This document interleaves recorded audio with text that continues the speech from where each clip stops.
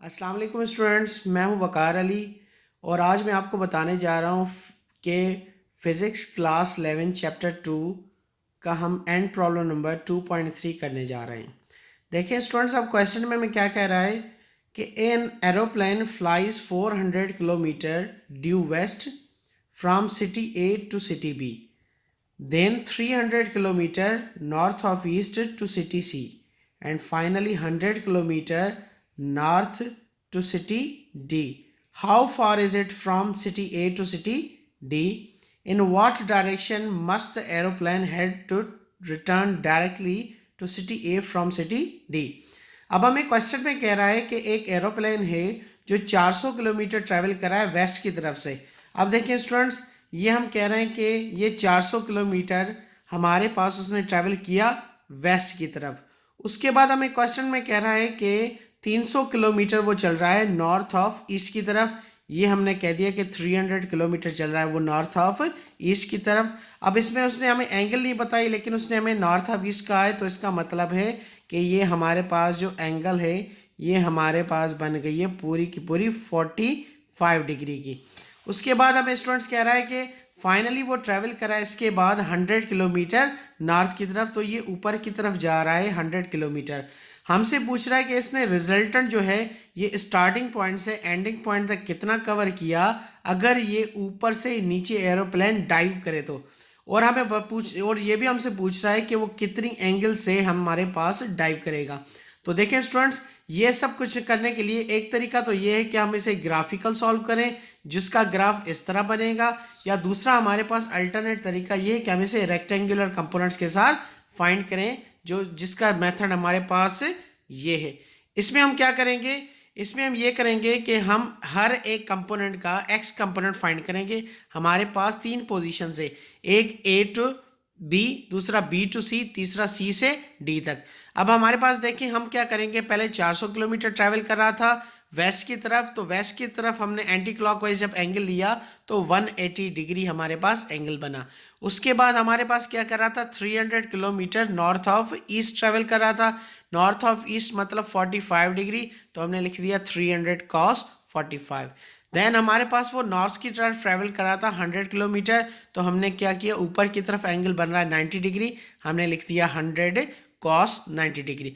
अब हम जब इसे कैलकुलेटर पे सॉल्व करेंगे तो हमारे पास 180 डिग्री जो है उसका वैल्यू होता है -1, तो 400 से जब -1 मल्टीप्लाई होगा तो आंसर आएगा -400।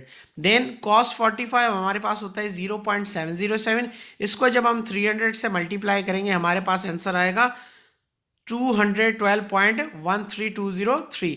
और हमें पता है कि cos 90 का वैल्यू 0 होता है, तो 100 से जब ये 0 मल्टीप्लाई होगा तो आंसर होगा 0।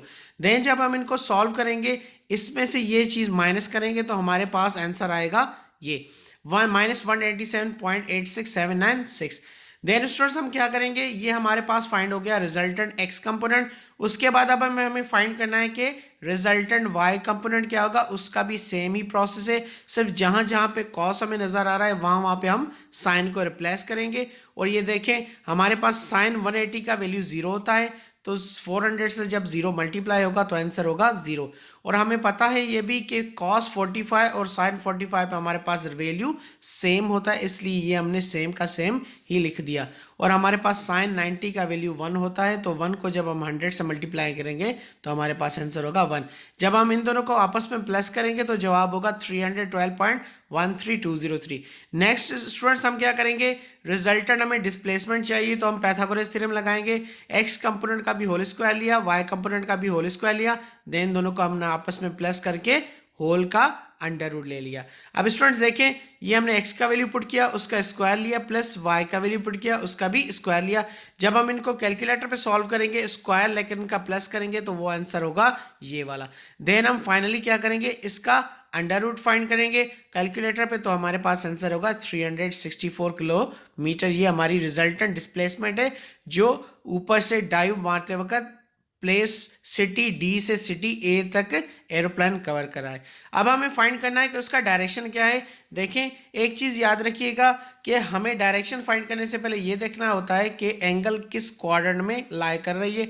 अब देखिए, एक्स कंपोनेंट नेगेटिव है, वाई कंपोनेंट पॉजिटिव है, और हमें पता है कि एक्स नेगेटिव वाई पॉजिटिव जो हमारे पास होता है ये किस क्वाड्रेंट में होता है, ये हमारे पास सेकंड क्वाड्रेंट में होता है।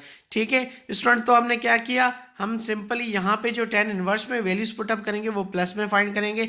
हमारे पास जब हमने इस वैल्यू को जब इस वैल्यू से डिवाइड करेंगे देन उसका जब tan इनवर्स लेंगे तो हमारे पास आंसर होगा 58.95 डिग्री। ये होगा नॉर्थ ऑफ वेस्ट, लेकिन हमसे पूछ रहा है कि वो डी से ए तक आए। ये जो आंसर है हमारे पास ये है ए से डी तक, तो इसको हमने मिरर लेंगे इसका, यानी कि इसका बिल्कुल उलट कर देंगे। उलट लेने के लिए हम क्या करेंगे, सिंपली इस आंसर को हम 90 में से माइनस करेंगे, तो हमारा जो रिजल्टेंट होगा जहां पे नॉर्थ है वो साउथ हो जाएगा और जहां पे वेस्ट है वो ईस्ट हो जाएगा। स्टूडेंट्स, ये होगा हमारे पास answer theta is equal to 31 degree south of east. अगर आपको हमारी वीडियो पसंद आई है तो चैनल को लाइक करना और सब्सक्राइब करना ना भूलिएगा। बहुत बहुत शुक्रिया।